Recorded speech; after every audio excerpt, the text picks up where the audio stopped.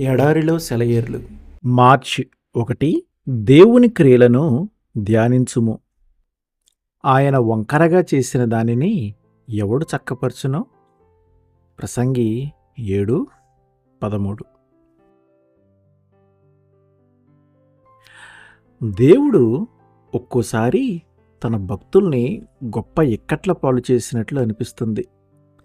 తిరిగి తప్పించుకోలేని వలలోకి వాళ్ళని నడిపించినట్టు, మానవ పరంగా ఏ ఉపాయమూ పనికిరాని స్థితిని కల్పించినట్టు అనిపిస్తుంది. దేవుని మేఘమే వాళ్ళనక్కడికి నడిపించినట్టు ఉంటుంది. ఒకవేళ నువ్విప్పుడు అలాంటి పరిస్థితిలో ఉన్నావేమో.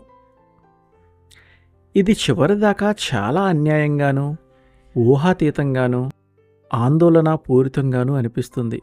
కానీ ఇదంతా న్యాయమే. నిన్నక్కడికి నడిపించిన దేవుని సంకల్పం బయటపడినప్పుడు ఆయన జ్ఞానం, మనపై గల ప్రేమ బయటపడతాయి. ఆయనకున్న అపార శక్తి, కృప వెల్లడి కావటానికి ఇలాంటి పరిస్థితి ఒక వేదిక.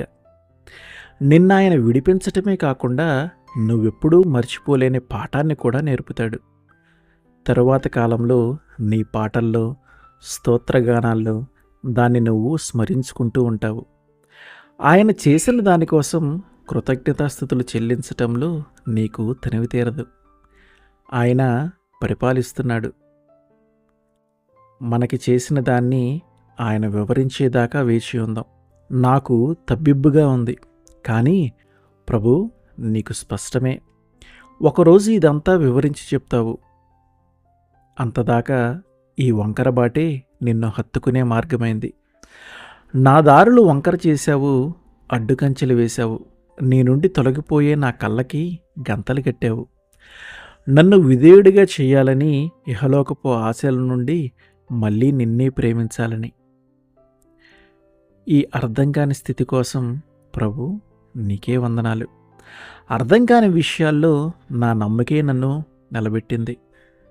ఆ శోధన ఇవ్వటానికి నన్ను యోగ్యుడిగా ఎంచావు. నీ సన్నిధిని, ఆ శోధనలు నీ చేత్తో నాకు పంచావు. ఆమెన్.